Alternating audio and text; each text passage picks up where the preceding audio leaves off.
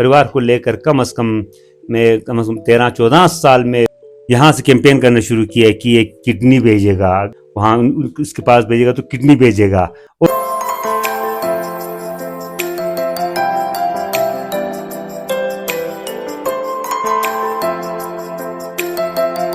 Hello my YouTube family, सलाम जुले, नमस्कार, सत श्री अकाल। तो life journey of my father का पार्ट 1 पार्ट 2 आपने बहुत पसंद किया और आप बहुत लोगों ने पार्ट 3 के लिए कमेंट किया था। और हम वैसे तो कल रिकॉर्ड करने वाले थे बट किसी काम की वजह से नहीं कर पाए, तो आज हम लेके आए पार्ट 3। और बने रही हमारे साथ, लास्ट तक वीडियो में बने रहिए क्योंकि इसमें जो है मेन जो स्टोरी है आगे जो है क्या हुआ इस पूरे वीडियो में आपको पता चलेगा। और इसी के साथ साथ वीडियो स्टार्ट करने से पहले मैं कहना चाहूंगी, जो भी मेरे सब्सक्राइबर्स हैं एज ऑलवेज मेरे वीडियो को ज़्यादा से ज़्यादा शेयर करें। और जो नए हैं और मेरे इस वीडियो को देख रहे हैं उनसे मैं कहना चाहूंगी, पहले तो आप पार्ट 1 और पार्ट 2 देखिए और मैं डिस्क्रिप्शन में लिंक डाल दूंगी।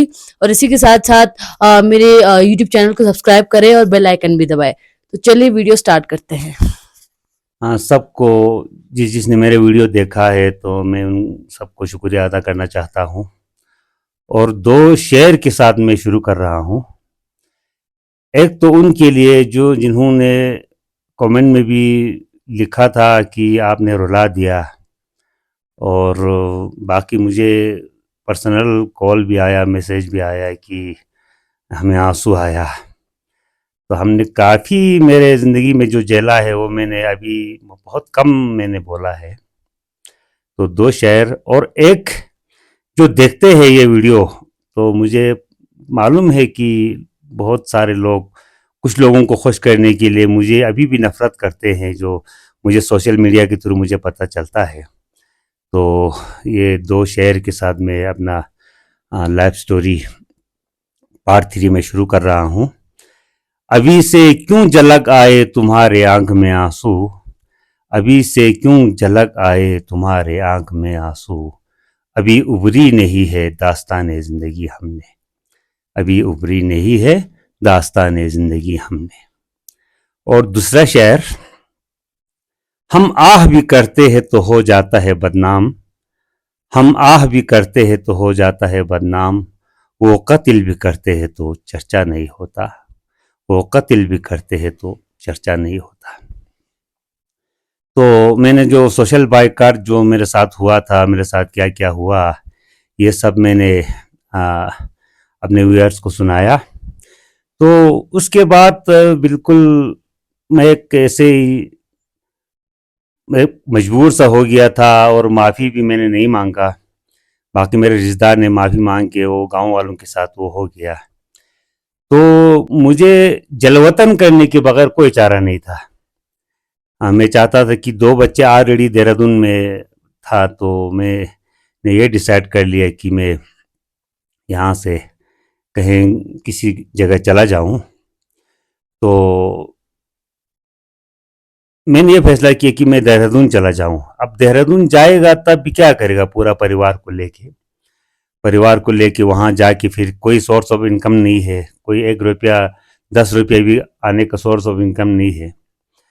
तो मैंने अपने कुछ रिश्तेदारों को मैंने रिक्वेस्ट किया कि उनको बोला कि आप अपना बच्चा हम मेरे साथ भेज दो देहरादून में। तो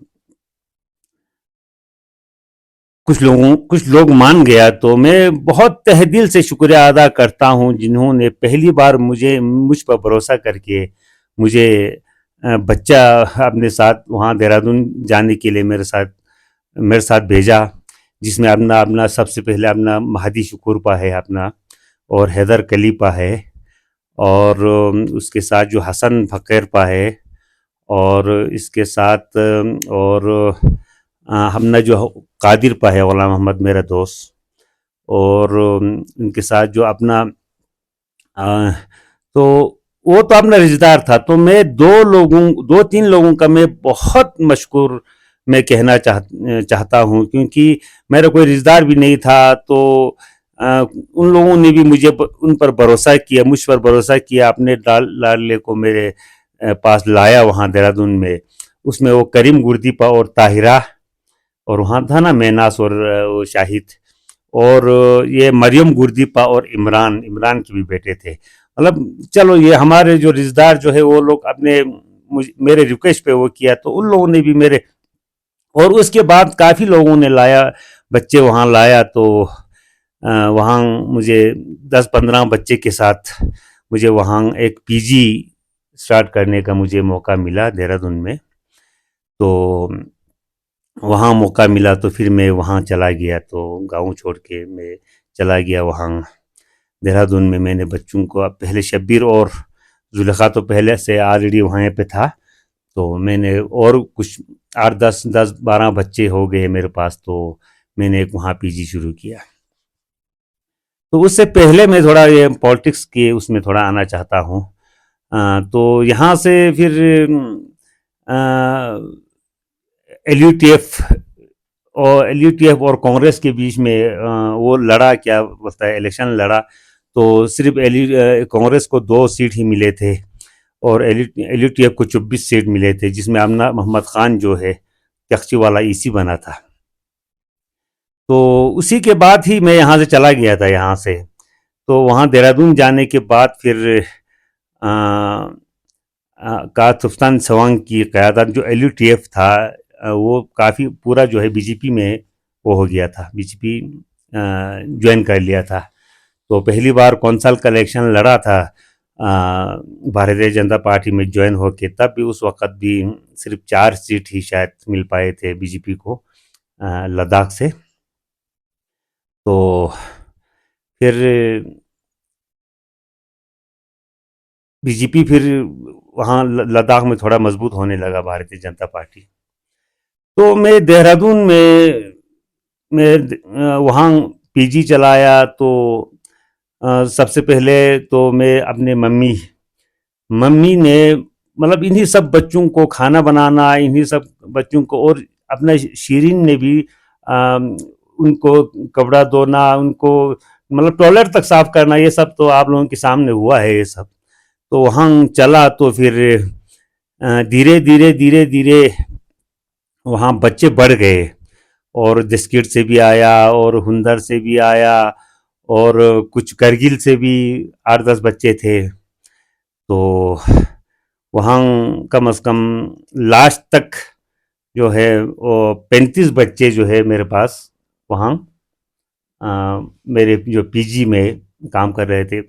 और आपकी मम्मी 35 बच्चों को सुबह 3-4 बजे उठकर उन सबको ब्रेकफास्ट बनाते थे, आप लोगों को पता है। और उनको वर्दी पहना के ये करके खाना बेच के स्कूल में बेचना, वहाँ तो 7 बजे स्कूल पहुँचना पड़ता है गर्मियों में, आपको पता है।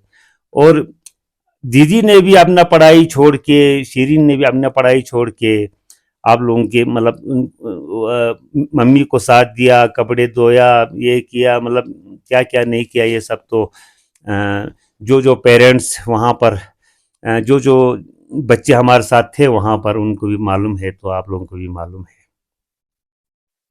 तो मतलब पॉलिटिक्स से मैं दूर ही हो चुके थे। तो फिर 2013 या 14 में अ, ये एमपी इलेक्शन होना था 2014 में। तो एल जो तुफ्तान जवां जी की क़यादत में था, वो उसमें वो हो चुका था कि अब बीजेपी में ज्वाइन हो चुका था। अब लड़ना था 2014 का एमपी इलेक्शन, पार्लियामेंट इलेक्शन लड़ना था।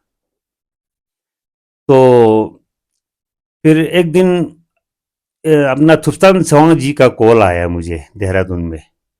तो मैं दिल्ली में आया हुआ है, तो मैं किसी अपने रिश्तेदार की कोई एडमिशन के सिलसिले में मैं देहरादून तक आ रहा हूँ।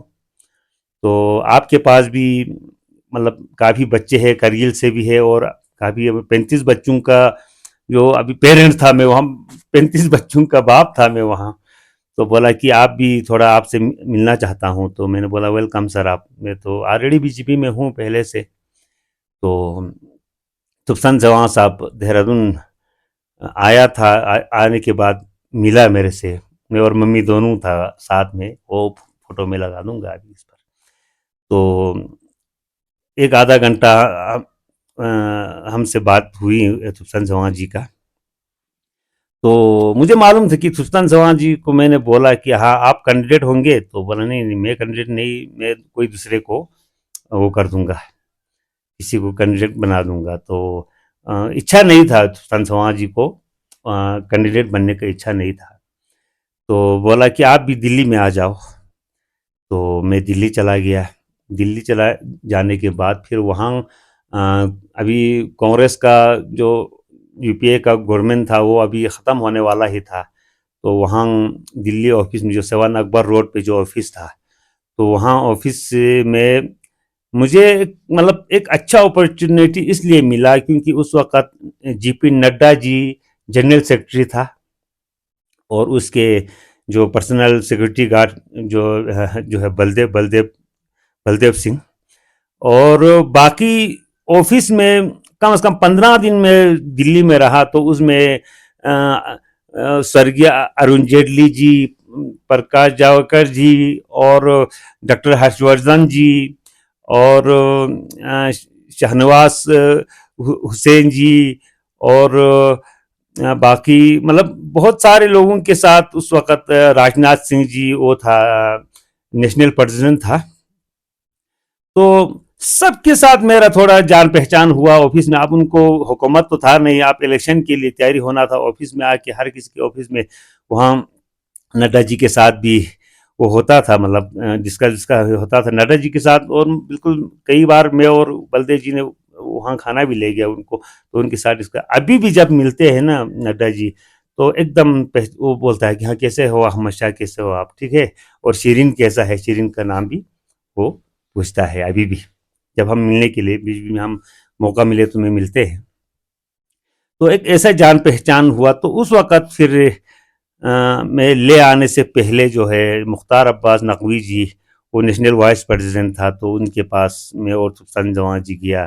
तो सुल्तान जवान जी ने वहाँ भी मना कर लिया, नहीं नहीं मैं कैंडिडेट नहीं, मतलब मैं ले से एक अच्छा खासा कैंडिडेट जो है मैं बीजेपी के लिए वो कर लूँगा। तो नकवी साहब ने बोला जी नहीं सुल्तान साहब, आप बिल्कुल, आपके बगैर मैं किसी पे भरोसा नहीं कर सकता, आपके बगैर हम नहीं जीतेंगे। तो फिर संत जवान जी को हर जगह से वो प्रेशर था कि मैंडेट आपको ही देना है।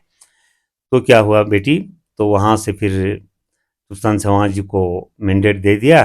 तो मैं लेह से, वहाँ से लेह के लिए मैं यहाँ कैंपेन के लिए मैं वहाँ से आ गया इधर। अब बच्चे वहाँ पर थे, आपकी दीदी और शब्बीर और जुल्फ़ा, तो ज़्यादा वो नहीं था, दीदी और मम्मी संभालते थे पूरा बच्चों को। तो मैं पहुंच गया लेह में। लेह में पहुंचने के बाद फिर मैं कातुस्तान जवान के पास गया। तो बोला कि कातुस्तान जवान बोला देखो हमेशा आप कारगिल चला जाओ, एक बार जाके जितने जो आप, मेरे पास बच्चे थे कारगिल से भी 9-10 बच्चे थे, जितना हो सके मतलब आपके जो आपके पास जो स्टूडेंट्स है उन पेरेंट्स के साथ आप मिल के उनको थोड़ा रिक्वेस्ट करके फिर आप वापस आ जाओ। फिर मैं चला गया करगिल। करगिल जाके मैं सिटी गेस्ट हाउस में मैं रहा, तो 2-3 दिन फिर दाएं बाएं लोगों से मिला। और आपने, मेरा एक पहचान भी था करगिल में, मेरे जो गाना लिखना, एल्बम बनाना, उस वजह से भी काफ़ी यार दोस्त और अच्छे अच्छे ख़ानदान से थे, तो उन लोगों से भी मुलाकात की। तो इतने में ये स्वर्गीय डॉक्टर दवा साहब वहाँ पहुँच गया, उनको करगिल का इंचार्ज बना के भेजा था कारगिल में। तो डॉक्टर दवा साहब से तो मेरे पहला मुलाकात था। तो 2-3 दिन 4 दिन बैठा डॉक्टर दवा साहब के साथ, फिर इधर उधर घुमा। तो डॉक्टर दवा साहब को भी पता चला कि यार ये थोड़ा कुछ यहाँ अहमद शाह की वजह से थोड़ा कुछ चल रहा है। वो उसने पूरा बताया है, अगर वो हुआ तो हमने वीडियो क्लिप थोड़ा डाल दूंगा अपने इसमें। वो यहाँ गाँव में आके बताया था जो हमारे साथ कारगिल में क्या हुआ था।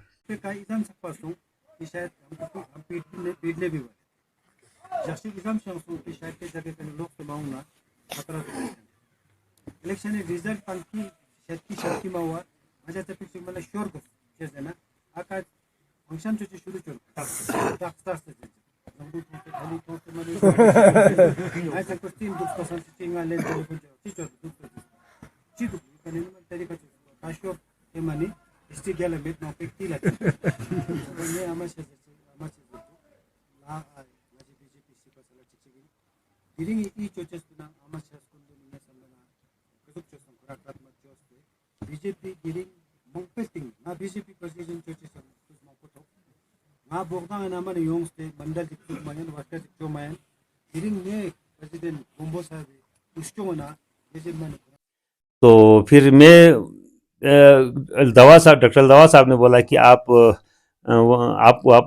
हम वापस नहीं भेजेंगे, क्योंकि मैं अकेला यहाँ नहीं बैठ सकता, कि आपका यहाँ अच्छा खासा आपका वो भी है, तो यार दोस्त भी है, पकड़ भी है, और आप पर लोग भरोसा भी कर रहा है, तो मैं आपको जाना नहीं दूंगा। तो उन्होंने बोला कि काजुस्तान को बोला कि हमने हमेशा को मैं अपने साथ रखूंगा, तो मैं उसको वहाँ नहीं भेजूंगा। तो उस वक़्त वो मरहूम खुद्दाम हुसैन था, वो वहाँ बीजेपी का प्रेसिडेंट था, और अली मजाज जो भी अभी हज कमेटी है का चेयरमैन है, वो वहाँ जनरल सेक्रेटरी था, और एक सुभान जाफरी भी था, वो भी एक कैशर था। तो काफ़ी लोग थे वहाँ पहले से ऑलरेडी बीजेपी का मेंबर्स थे। तो फिर वहाँ से फिर एक महीना हम डॉक्टर दवा साहब के साथ फिर वहाँ रहा, कहाँ, कारगिल में रहा। तो कई कई जगह पर हमें डॉक्टर दवा साहब खुद ने बताया हुआ है किसी वीडियो में, हमें कहीं छुपना पड़ा, भागना पड़ा, कहीं काफ़ी वो था। तो ऐसे ऐसे हालात होते होते होते वहाँ फिर इलेक्शन ख़त्म हो गया। तो काफ़ी गाँव में हमने मेहनत किया, घुमा। तो अशोक कोल जी भी आया था, रविंद्र राणा जी भी आए थे, और बहुत सारे लोग आए थे वहाँ कैंपेन के लिए। फिर ये मुख्तार अब्बास नकवी साहब भी तशरीफ़ लाए थे हेलीकॉप्टर में, हमने उनको रिसीव करने के लिए गया था। द्रास में उनका प्रोग्राम और कारगिल में उनका प्रोग्राम रखा हुआ था, तो वो भी हम डाल देंगे फ़ोटो छोटा छोटा आपके उसमें, लोगों को वो करने के लिए। फिर वह यहाँ आने के बाद फिर एक दिन डॉक्टर दवा साहब का कॉल आया कि देखो भाई, काउंटिंग एजेंट मैं ले से नहीं लूँगा, सिर्फ आप के अलावा बाकी मैं करगिल, आप तुरंत आ जाओ। तो मैं और शब्बीर भी इधर आया हुआ था छुट्टी के लिए, तो मैं और शब्बीर चला गया वहाँ कारगिल में काउंटिंग के लिए। तो काउंटिंग का वो सर्टिफिकेट भी आपको हम स्क्रीन पे डाल देंगे। तो वहाँ गिनते मतलब कोई 3000 कुछ वोट आए थे वहाँ कारगिल से। पहले तो उससे पहले एक बार उन लोगों ने कौंसल इलेक्शन लड़ा था, कोई 10-12 कैंडिडेट, शायद उन लोगों ने बोला था कि टोटल ही मतलब 400-500 से 600 से ज़्यादा वोट वहाँ से नहीं मिला था। टोटल जितना कैंडिडेट, किसी को 25, किसी को 30, किसी को 50, मतलब मुझे खास पता नहीं है इसके बारे में, क्योंकि ये झूठ बोलना सही नहीं है।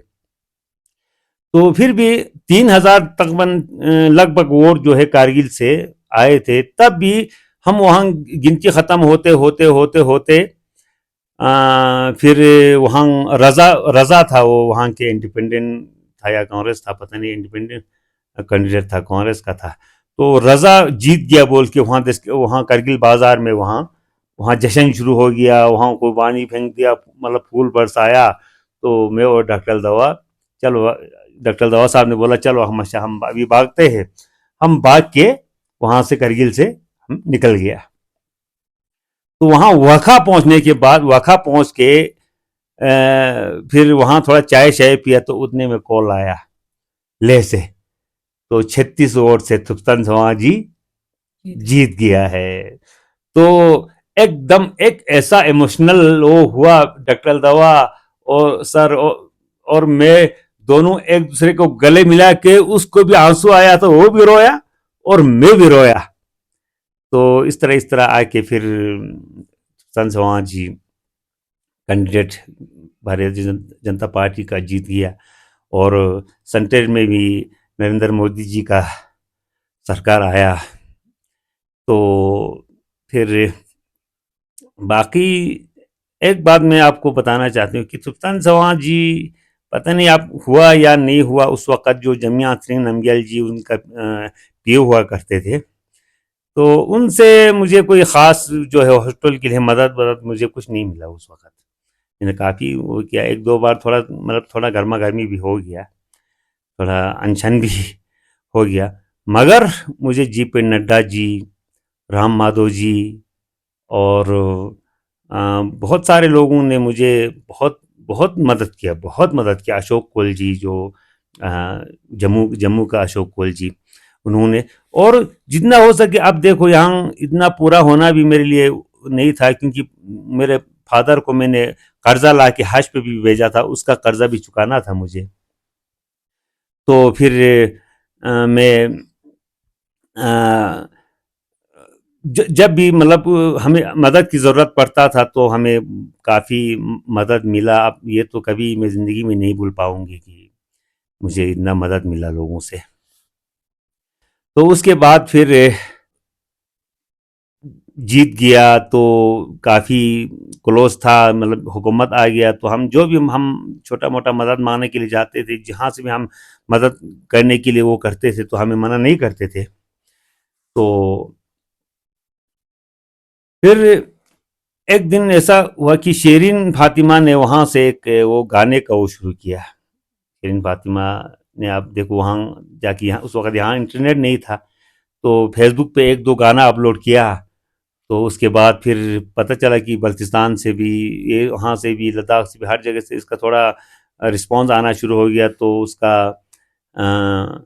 एल्बम बनाने के लिए, हम एल्बम रिकॉर्ड करने के लिए हम दिल्ली चले गए।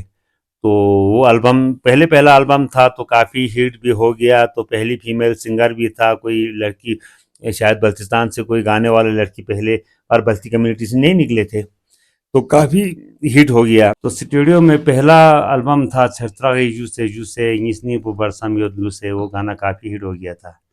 तो उसके साथ साथ हमने एक पेज भी बनाया, तो अभी इस पे लगभग 80,000 फॉलोअर्स है शेरिन का। और यूट्यूब भी बना वो किया, तो उस पे भी काफ़ी फॉलोअर्स है। तो उसके बाद फिर हम कई मंच पर गया और शेरिन को भी बुलाया था कई मंच पर गाना गाने के लिए। तो हमें नागपुर में एक प्रोग्राम था, जम्मू कश्मीर स्टडी सेंटर का एक प्रोग्राम था, वहाँ भी हमें इनवाइट किया गया था। तो वहाँ हम चले गए नागपुर प्रोग्राम में। तो वहाँ हम 15 दिन रुके वहाँ के जो एमएलए क्वार्टर में, नागपुर में। तो वहाँ फिर कई बस्ती प्रोग्राम रखे हुए थे। तो एक बात मैं ये बताना चाहता हूँ कि अम, अ, ये बस्ती, जहाँ बस्तियों, मतलब बस्तियों को वो करने के लिए, बस्ती को प्रमोट करने के लिए, मैं और मेरी बेटी का काफ़ी वो है। चलो, लोग बोलता है कि ये गाना हराम है, गाना ये है वो है, या जो भी हो। तो पूरा हिंदुस्तान में हमारे तुर्तुक इलाके और बस्ती को प्रमोट करने के लिए मैं और मेरी बेटी ने बहुत काम किया है। तो उनमें साथ दे दिया। जो गाना रिकॉर्ड करने के लिए भी बीजेपी के लोगों ने भी कभी स्पॉन्सर किया, आरएसएस के लोगों ने भी किया।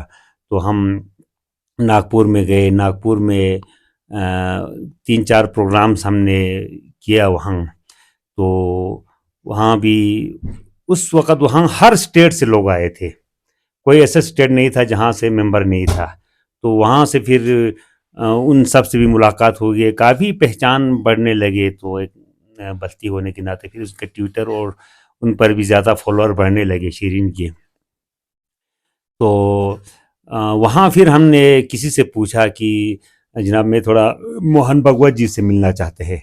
तो उन्होंने बोला कि आपको कम से कम 2-3 महीने पहले अपार्टमेंट बुक होता है, तो आप नहीं मिल पाएंगे। तो एक प्रोग्राम उद्घाटन करने के लिए मोहन भगवत जी आए थे, उनमें हमने प्रोग्राम गाना गाए थे शेरिन ने, तो उनको पता भी चल गया था। तो हमने एक स्लिप भेजा, तो तुरंत हाँ कर लिया कि वो हम मिलेंगे। तो कम से कम आधा घंटा जो है हमें मोहन भगवत जी ने हमें टाइम दिया।